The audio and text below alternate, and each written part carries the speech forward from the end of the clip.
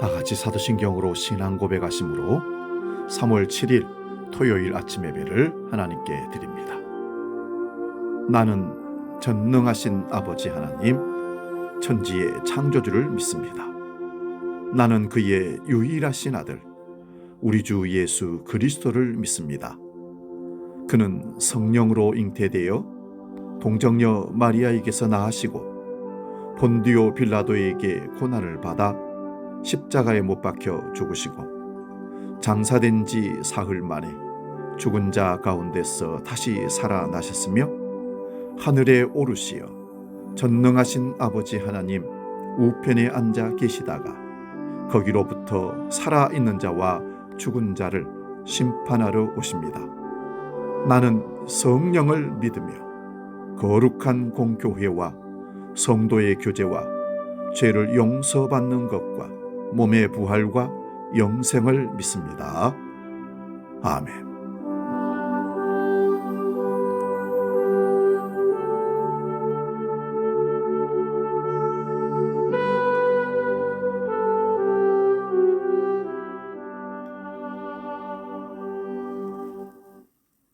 찬송가 449장 예수 따라가며 함께 찬송합니다.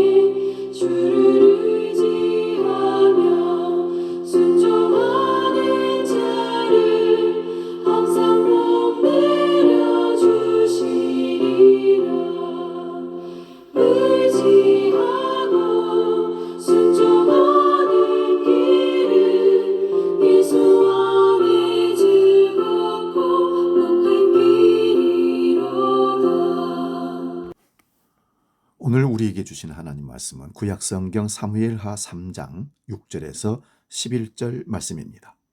구약성경 467면에 있습니다. 사무엘하 3장 6절에서 11절 봉독할 때에 살아계신 하나님의 음성을 들을 수 있기 바랍니다. 지금 봉독합니다. 사울의 집과 다윗의 집 사이에 전쟁이 있는 동안에 아브넬이 사울의 집에서 점점 권세를 잡으니라. 사울에게 첩이 있었으니 이 이름은 리스바요 아야의 딸이더라. 이스보셋이 아브넬에게 이르되 네가 어찌하여 내 아버지의 첩과 통관하였느냐 하니 아브넬이 이스보셋의 말을 매우 분하게 여겨 이르되 내가 유다의 계머리냐? 내가 오늘 당신의 아버지 사울의 집과 그의 형제와 그의 친구에게 은혜를 베풀어 당신을 다윗의 손에 내주지 아니하였거늘 당신이 오늘 이 여인에게 관한 허물을 내게 돌리는도다. 여호와께서 다윗에게 맹세하신 대로 내가 이루게 하지 아니하면 하나님이 아브넬에게 벌 위에 벌을 내리심이 마땅하니이다.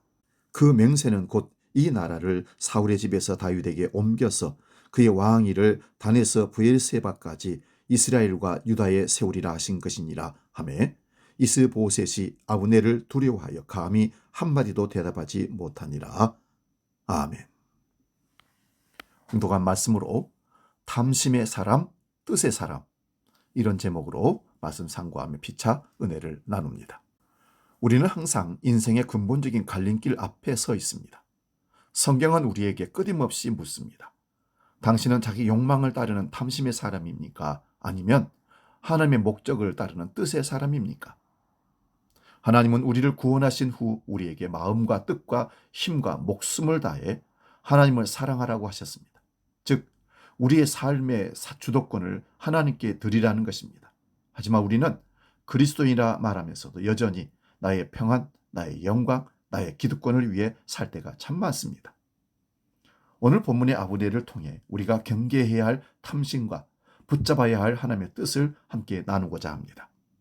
오늘 본문에 등장하는 아브넬은 사울 왕과의 군대 장관이었습니다. 그는 실질적인 권력자였고 사울의 아들 이스보셋을 왕으로 세운 킹메이커였습니다. 하지만 그의 열심은 하나님의 뜻을 위한 것이 아니었습니다. 오직 자신의 영향력을 높이려는 탐심이 동기였습니다.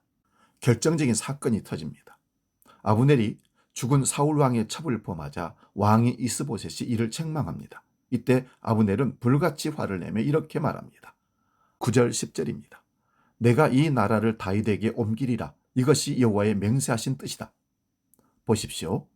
아브넬은 하나님의 뜻이 다윗에게 있다는 것을 이미 알고 있었습니다. 그러나 자신의 기득권이 유지될 때에는 그 뜻을 외면하다가 자기 자존심이 상하고 이익이 침해당하자 비로소 하나님의 뜻을 명분으로 내세웁니다.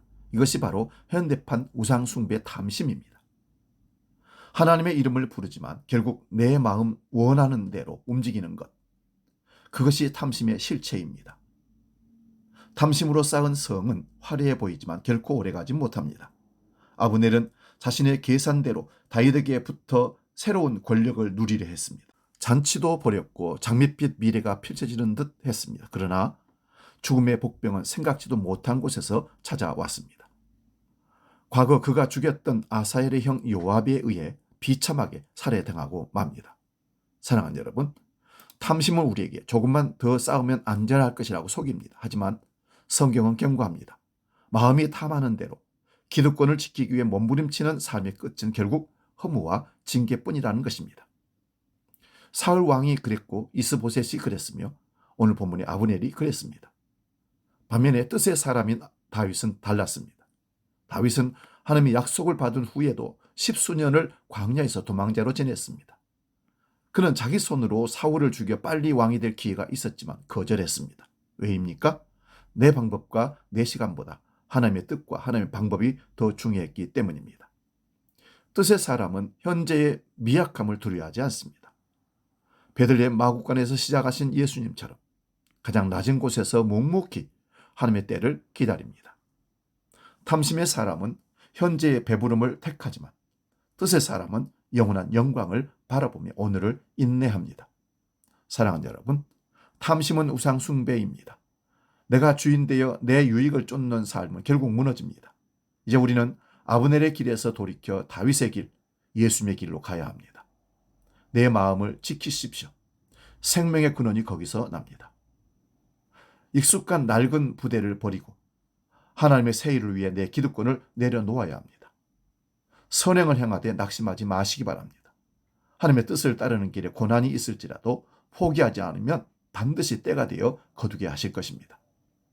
우리의 삶의 목적이 나의 평안이 아닌 하나님의 기쁨이 되기를 소망합니다. 우리가 뜻의 사람으로 바로 설 때 하나님께서는 우리 가정을, 우리 교회를, 그리고 이 나라를 축복하실 줄로 믿습니다. 탐심을 회개하고 오직 주님의 뜻 안에 거하는 저와 여러분 되시기를 주의 이름으로 축원드립니다. 기도합니다. 살아계신 아버지 하나님, 우리 안에 숨겨진 아브넬과 같은 탐심을 회개하게 하여 주옵소서. 하나님의 이름을 부르면서도 결국 내 유익만을 구했던 위선을 용서하여 주옵소서. 이제는 내 기득권과 안위를 내려놓고 미약해 보일지라도 하나님의 뜻을 쫓는 뜻의 사람으로 살게 해 주옵소서. 낙심하지 않고 끝까지 달려가 주님이 주시는 영원한 멸류관을 얻게 하여 주시옵소서. 이제는 주기도로 함께 기도합니다. 하늘에 계신 우리 아버지, 아버지의 이름을 거룩하게 하시며 아버지의 나라가 오게 하시며 아버지의 뜻이 하늘에서와 같이 땅에서도 이루어지게 하소서. 오늘 우리에게 일용할 양식을 주시고 우리가 우리에게 잘못한 사람을 용서하여 준 것 같이 우리 죄를 용서하여 주시고 우리를 시험에 빠지지 않게 하시고 악에서 구하소서. 나라와 권능과 영광이 영원히 아버지의 것입니다. 아멘.